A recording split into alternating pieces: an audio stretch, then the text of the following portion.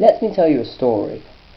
I lost my blue cartridge and I felt nostalgic, but I didn't want to consult an emulator since the experience wouldn't be the same. Lucky for me, my video game store had a blue to spare. It looked like any other cartridge, with the label and everything, so I popped the sucker in and was ready to reunite with Squirtle for some old-time ass-kicking. The game went as normal. Named my rival after the detested anime character, built my team, earned the Boulder Bard and Cascade badges. I dug in the grass to look for an Abra when Mewtwo appeared. He's level 70, just like he would be in the Unknown Dungeon / Cerulean Cave. Now, that was weird. Bear in mind, I don't have a Game Shark. My team was obviously underleveled and I couldn't run, and all it took was several psychics to knock my team dead. But that's the thing. I blacked out and got back to the Pokemon Center, and I had no Pokemon except for my starter. That's right, my Pokemon didn't just faint, they were erased from my roster and I couldn't find them in my PC. Frustrated, I reset the game, starting from my last save. Guess what? I didn't get my Pokemon back.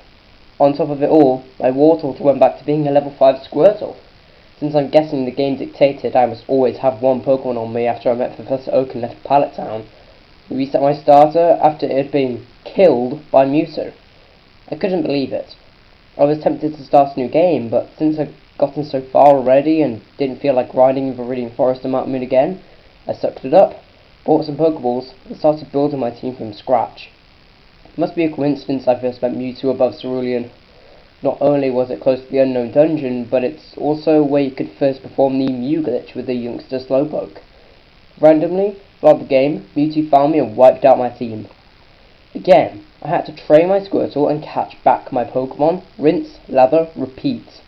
He always went first, no matter what my speed. If I tried using a Pokeball, Mewtwo would kill my Pokemon first, causing me to switch out, without having done anything at all. It made me cautious of entering the grass. I caught the one I needed and ran, stocking myself with repels wherever I went. Maybe it was useless against an overpowered Mewtwo, but at least it got me through Pokemon-infested areas faster.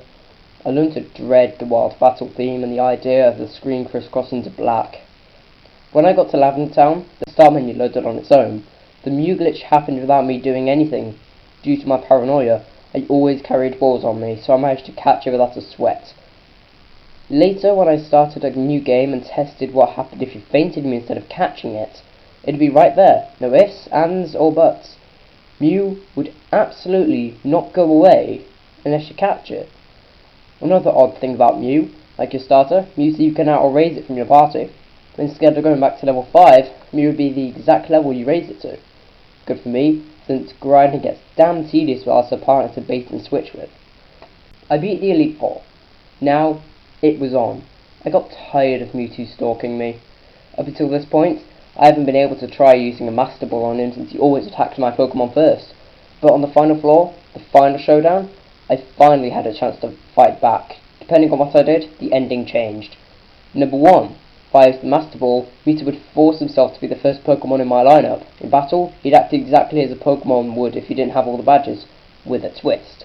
Instead of randomly using a different move on the Pokemon, like Mewtwo instead used Swift, he used them on other members of my party.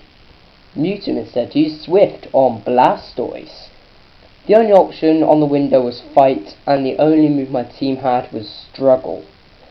Not only would he take out my opponent, he set up the ultimate middle finger on me, as I could do nothing but watch Mewtwo destroy everything I had. When Mewtwo finished slaughtering my Pokemon, my Mew automatically popped out of its ball and challenged him. When Mew or Mewtwo were down to a slither of HP, Mew used Explosion, which I never taught it, knocking each other out. After it said Mew and Mewtwo fainted, the game blacked out of battle, and stuck there. No buttons worked. I restarted and my file was still there. Still in shock, I avoided my cartridge for a long time before I was brave enough to try again. Number 2. Battle to the death. Instead of struggling, my Pokemon retained all of their moves, and the battle went as it normally should. Any Pokemon I lost in the fight couldn't be brought back, but at least I was at a high enough level for most of my team to survive. With Mewtwo gone, the game went back to normal. I still had Mew, I still had my starter, I played for hours and Mewtwo never showed up in the grass or caves again. I minded my own business, yet all I could do was think, what the heck was that about? Number 3. What would happen if I don't attack Mewtwo? Crazy thought, but I got curious enough to test it. I used healing items, defensive moves, tried escaping, letting my Pokemon faint. I didn't lay a finger on the guy. When my last Pokemon fell to 1 HP, the music disappeared, but not the sound effects. A ... appeared, like when a gym leader talks to you after battle. I pressed A. Mewtwo said, "What have I become?" Next thing I knew, the box read, "Mewtwo struggle on itself." Bam! I was taken aback, mortified as I watched this creature beat himself to submission. My Pokemon gained no experience, and I returned to the overworld. In place of Mewtwo, it is a Pokeball. I take it, and it's an item that didn't exist until Gold, Silver, and Crystal. Sacred Ash. The game starts again, and I'm on top of the Pokemon Tower. I open up my Pokemon, and all my team members are there, albeit fainted. I used Sacred Ash, and they came back. You can do whatever you want with the Ash, actually. If you leave the tower without reviving your Pokemon, they'll be erased from your team for good and left to rest in peace. The Ash remains in your pocket and cannot be thrown away. But I was touched to have my little guys again. How could I not use it? Next time we go that deep in the unknown dungeon, there'll be a tombstone where Mewtwo's sprite used to be. When you interact with it, Mew will appear in your window with Mew's cry. Everyone remembers Mewtwo from the red, blue and yellow days. We remember him as the strongest Pokemon in the world, topped only by Arceus, God himself. We remember him from the movie, an angsty experiment who questioned his purpose in life. It's because of that incarnate of Mewtwo that we forget an important piece of information from the Pokédex. Mewtwo is a Pokemon that was created by genetic manipulation. However, even though the scientific power of humans created this Pokemon's body, they failed to endow Mewtwo with a compassionate heart. We take Mewtwo for granted. We brag about how we caught him with a simple Pokeball, and in later generations we didn't need to chuck the Master Ball at him anymore. Is Mewtwo truly as savage as he lives up to be? What happened to him in the last ending? By forgiving Mewtwo of his atrocities upon my Pokemon, did he kill himself to redeem his soul? Or is he still a monster?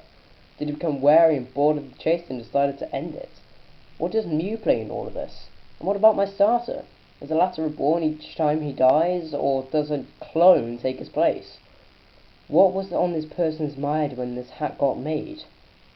I know better now than to dismiss Mewtwo. For this, though this hat game terrifies me today, I am grateful.